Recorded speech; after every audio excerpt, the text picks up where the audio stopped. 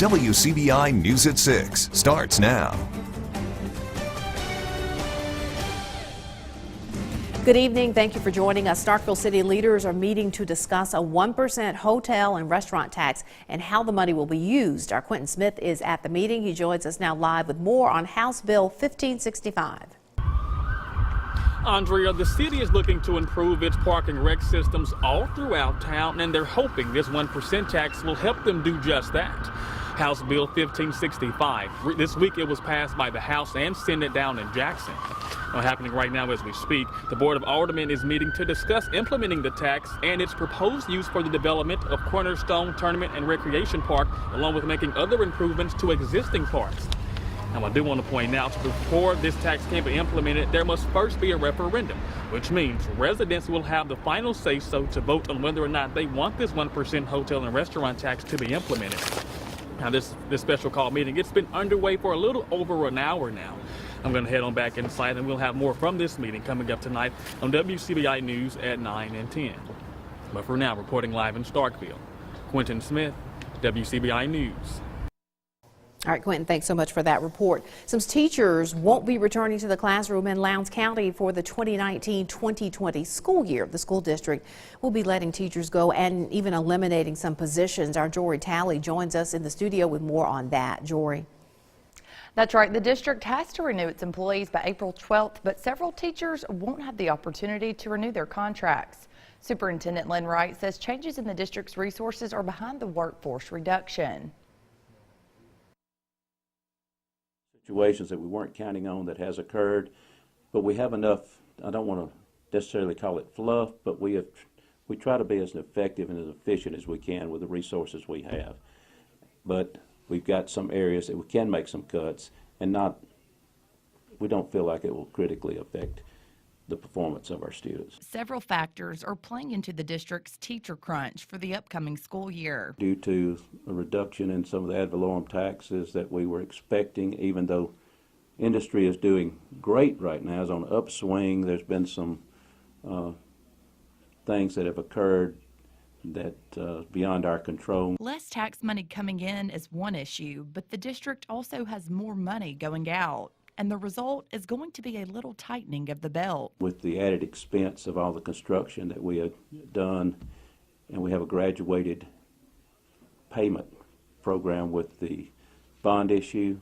So each year, based on what we were expecting our ad valorem taxes to be, the bond issue, our bond payment increases each year. Those losses are going to be felt in the classrooms. Right now, we'll be looking at first-year teachers. Wright says 58 new certified employees were hired this past year. He also says the district doesn't have much turnover from year to year, but that doesn't necessarily mean that all of those first-year teachers will be dismissed. We will probably have between 40, a little over 40 teachers that will be retiring or being transferred, because we have some teachers whose spouses are employed by the military, and they'll be moving off or employed at some of the industry that we have here, and they may be transferred. Wright says those spots will have to be filled, and that means some of those first-year teachers could slide into those vacancies. A lot of them will be coming back. We will probably end up losing a net of maybe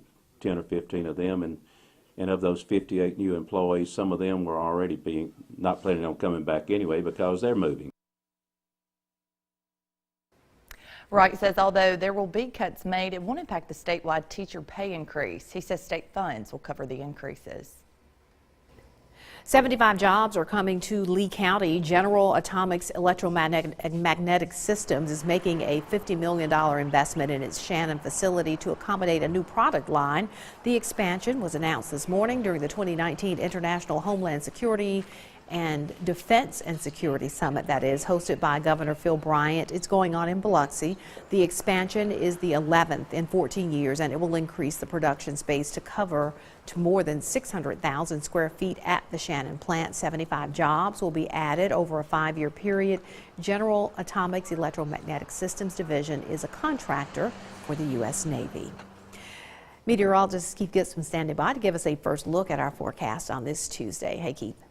Hey Andrea, it's a lovely day. Look at all this sunshine at Durham's Pharmacy in Vernon, Alabama. Already down to 57 in Oxford. Most of us, though, still holding in the low 60s. What a great day we had. Some clouds initially, yes, but those got out of here for the most part. We're looking at mild temperatures now, or let's just say pleasant, not necessarily mild. Cool later on this evening, mid-40s by 11, down into the 30s later tonight. Look at that. So a frost potential is with us, mid to low 30s out there. More sun and warmer temperatures later this week. More on that coming up.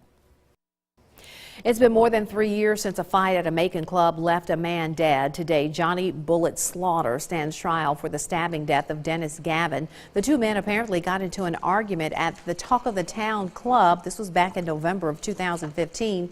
Gavin was stabbed to death. Slaughter also had serious injuries. Slaughter originally bonded out, but a Noxubee County grand jury indicted him on first-degree murder charges. He has been out on bond waiting for trial.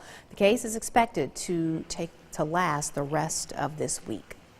Police are asking for help finding a missing Columbus man. 46-year-old John McMillan has been missing since Sunday. Investigators say he was on his way to Greenville, Alabama, but has not been heard from since he left Columbus. McMillan was driving a green 2004 Ford F-150. If you have any information on John McMillan's whereabouts, call the Lowndes County Sheriff's Office. Well, this next story is not usually one that we talk about. In fact, our own WCBI policy is not to report on suicide. It is too hard, it's too painful, and for family and friends. But something has happened recently. Too many bright young people have died. Their families are devastated. Their friends are confused. So today, this is a story we will talk about. Our Riley Livingston joins us in the studio. Andrea, things are rarely as they seem to an observer. The person who looks like they have it all may be struggling. Middle school and high school are both challenging. Teens and young adults are trying to balance all the pressures of growing up, and sometimes that pressure can feel like too much. There is nothing glamorous about suicide. Young people are trying to balance life and a climate of achieving perfection. There are really two factors that play into it. It's a feeling like you're a burden on others, that your death is worth more than your life, and it's also a feeling of disconnectedness. The person genuinely feels that and believes it. And that can be crushing. You may know some of these warning signs: depression, insomnia, giving away prized items, and an increase or change in substance use can indicate a mental shift. But spotting these signs can be difficult. Often it is, those that seem most put together, some of the highest achieving that actually are the ones that end up dying by suicide. When you look at Ivy League schools, they always have very high suicide rates. Suicide is the second leading cause of death for young people 10 to 34 years of age, according to the CDC. My best guess is, there are new stressors nowadays that we didn't have in past years. Social media puts a whole new layer on, people just judging themselves against others. And I like to tell clients, some people do, but most people don't put the crummy things that happen on social media. They share the successes, they don't share the struggles. Dr. Michael Nadorf says a first attempt for teens is typically not a final attempt. He says for every 250 suicide attempts, there is about one death. With each attempt, your risk of eventual death by suicide increases drastically. We need to be more careful and more vigilant, especially knowing what triggers got them to that point before, so we can try to avoid it in the future. Family and friends are left behind trying to cope. I believe postvention is really important. So postvention is where it's an intervention basically after the fact, both supporting those that have, lost someone that means a lot to them. One of the things that people can do is when a suicide happens, be sure that the school or a church or someone, brings in people, to help and to talk, about what happened and to try to process it. Dr. Nadorf says it's important for parents to be open with their children. Talk with your children or young friends about the struggles they are having. Help them find help and find hope. If the child won't open up to you, find someone they will talk to, like an aunt or uncle or a friend of the family. If you need someone to talk with, you can also call the National Suicide Prevention Lifeline at 1-800-273-8255. If you're worried about someone you know, talk to them, support them, ask for help. Very good information, Riley. Thanks so much.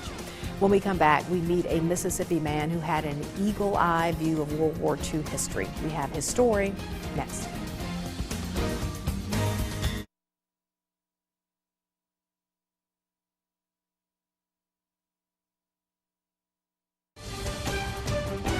You're watching WCBI's News at 6 with Andrea Self.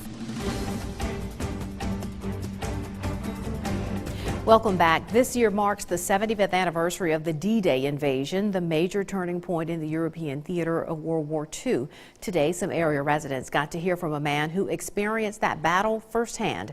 Our Stephanie Poole sat down with this veteran. She joins us now in the studio with more on his story. Stephanie? Andrea, the generation that fought this World War II is disappearing. That's what makes events like this even more important. Caledonia resident Bradford Freeman wasn't just a witness to history. He helped make it. The greatest news story in 1944. D-Day, H-hour. That fateful moment for which the whole world held its breath. Imagine jumping out of a plane, parachuting into a field behind enemy lines. Bradford Freeman doesn't have to imagine. Nearly 75 years ago, a 19-year-old Freeman did just that, jumping into Nazi-occupied France. It was early morning of June 6, 1944, D-Day.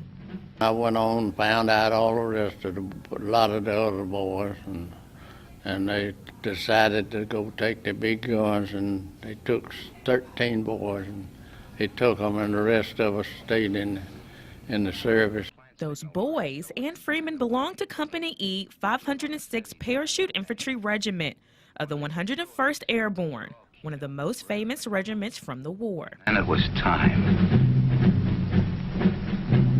On his blazer are the achievements and memories of his service. Those achievements include the Battle of the Bulge and liberating concentration camps. Today, the Caledonia veteran continues to travel the world, sharing his memories and inspiring others with his service. Every now and then, he teams back up with his band of brothers to talk about the days they served together. We had a reunion every year but one, and that was the first year after the war, after we got home. That fateful moment for which the whole world held its breath. What? Mr. Freeman returned to Europe just last year as part of the Band of the Brothers tour, sponsored by the National World War II Museum. Lots of sun across our region right now, a live view in downtown Columbus. As we look ahead, chilly tonight, but pretty nice for the next few days. Our next front will be on Saturday, some rain and storms. Details on all of this coming up next.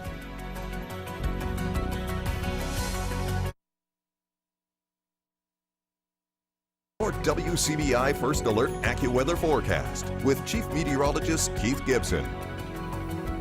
Live view in downtown Tupelo with our up entrance camera, the setting sun. We are getting these extra hours, extra minutes of daylight now into the evening. More of that as we get deeper in the spring. Currently in Tupelo, 61. The dew point very low, dry air with a northwest wind sustained at 16. So a bit breezy out there. Temperature is quite comfortable and pleasant with all that sunshine. The dew point, we just mentioned that, well into the 30s around here. So that's very dry air. That will give us some pretty nice weather coming up. Now, look at this. Our high resolution satellite imagery way out there in the Pacific. There's California. There's a lot of swirls out here. Some of that energy is going to break off and give us a chance for some showers and storms with this cold front on Saturday. So rain and storms in the forecast for the weekend, especially Saturday. It does not look like a severe weather maker at this point. That is great news. We will, of course, keep watching it. Now, tonight, clear and chilly. About average right now would be our last spring freeze in late March. Now, we could see a spring freeze as late as May or late April here. So it's still in the cards as we go throughout the next couple of weeks. So don't be surprised if there is some patchy frost out there, or we do get temperatures down into the lower 30s tonight here across northeast Mississippi and west Alabama. At this point, we're forecasting mid-30s, but you know where you live. Low-lying shelter spots could be a little bit cooler. Winds pretty light and mainly clear conditions tonight. Let's talk about your Wednesday. After that chilly start, we are back into the low 60s by noon, pushing 70 in the afternoon. Winds light and variable here across the region. Some of you could actually get to about 71 or 72. Not too bad of a day with mainly clear conditions. This is Futurecast as we get into your Wednesday afternoon. No problems. Thursday, no problems. Friday, guess what? No problems here, but a few more clouds, more of a southerly flow. We'll start to see warmer temperatures overall, and these clouds will spill back in on Saturday. There's the front right here. It approaches Saturday morning. That will move on through sometime during the day. Behind it, Probably some pretty nice, albeit cool weather for Sunday, 59, and then some pretty nice weather Monday and Tuesday. So really the only hiccup here, weather-wise, looks to be on Saturday, a 70% chance of rain, especially during the afternoon and evening. But as we mentioned, it doesn't look like a prolific strong storm maker or severe weather maker. That's always good news come this time of year. It's a staple of grandmothers and Southern cooks everywhere. Now, people who live in Starkville and those passing through can have chicken salad anytime they want it. Chicken Salad Chick opens today on Highway 12 near the MSU campus. They call themselves a Southern-inspired fast casual restaurant. The first guest went home today with free chicken salad every week for an entire year. I heard they were camped out last night to get it. The next group of 99 customers will receive free chicken salad once a month, and there's even a free chicken salad of the month club. Promotions and great deals are happening all week long during the grand opening. I love chicken salad, can I just say that? All right, the MAIS state champions were honored at Heritage. Get a glimpse at the Golden Ball coming up next in sports. Your WCBI Sports with Courtney Robb is brought to you by your local Ford dealers. Go further. Mississippi State is headed back to its fourth consecutive Sweet 16. The Bulldogs will be traveling to Portland, Oregon, and the first task will be in the Sweet 16 against Arizona State. The Bulldogs and the Sun Devils will be facing off in the early game, if you can call this early, at 8 p.m. And State trying hard to turn its national finalist title into a national champion title. Head coach Vic Schaefer has had some experience with ASU, saying the Sun Devils are a very physical team that the Bulldogs will need to be prepared for going into the matchup. They're just, they're really a tough, physical, aggressive basketball team. And, they're going to really challenge you on that front. And so if you don't have your hard hat on, you're liable to get busted.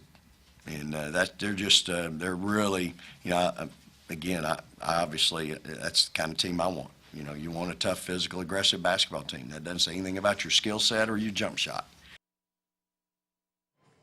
Well, Pro Day for both Mississippi State players and Ole Miss players alike going on later this week. The Bulldogs hosting its Pro Day tomorrow at 9 a.m. MSU will be aired live on the SEC network if you are inclined to watch that. 19 players on State's roster expected to participate, including Nick Fitzgerald, Montez Sweat, and Jeffrey Simmons will partake for measurements. Ole Miss has its Pro Day later in the week on Friday. We will be bringing you all the Pro Day action here on WCBI Sports. Well, a couple of midweek matchups tonight for both the Diamond Dogs and the Rebels. Mississippi State hosting Mississippi Valley State in Starkville. The Bulldogs currently with an 18-1 record in the non-conference. Look to make that 19-1. That game happening right after our newscast finishes up. You can catch that game on the SEC Network streaming service. Also, Ole Miss in Memphis taking on the Tigers. That game is on the Memphis Tiger Network. You'll need a membership there to access that game, but we'll have highlights from both games coming up later tonight. Well, about 3 weeks have passed since the Heritage Academy boys topped Jackson Academy for the MAIS overall state title win. Now the team is officially celebrating the Patriots state victory at the school. Earlier today, Heritage Academy hosting a pep rally to commemorate the victors that took the Patriots to its first overall state title. Each player was given individual awards as well as the Golden Ball on display for everyone to see. Heritage beat Jackson with a final of 50-34 in the state title game. It was a big day for MUW athletics as the Owls are on their way to being a NCAA Division III school. The university announced this morning that the school has gained provisional status a year early. In the next 3 years, the school will gain full D3 status and be able to compete for NCAA championships and have a conference affiliation. In light of the news, the university feels the transition into the NCAA will take them to the next level by providing an identity to stand on. Now we have an identity. We have an organization to lean back on. We have an organization that will govern us through the process. The student athletes are now NCAA student athletes, and that's a big tagline. You're watching the Final Four and you're watching all these championships go on. Well, we're part of that mantra now, and we're part of being something a little bit bigger than the campus, which is very cool to see. And for our kids now to have an NCAA experience, is going to guide them through the rest of their lives. You know some of the institutions. That's it for sports. The last at your forecast is coming up after the break. Stick with us. Pretty nice here. Just one hiccup, Andra, for Saturday. I know some folks may have some plans, but you know what? If we can squeeze in 6 out of 7 days with a lot of sun this time of year. We really can't complain, can we? We really can. and even those showers and storms, it doesn't look like it's going to be like a severe weather maker or anything like that. That's so good. There you go. We've had enough of those weekends around here. Oh. We just need sort of smooth sailing. We have, and we'll get through it. It's fine. All right. Enjoy the rest of your Tuesday evening, everyone. See you back here at 9:10.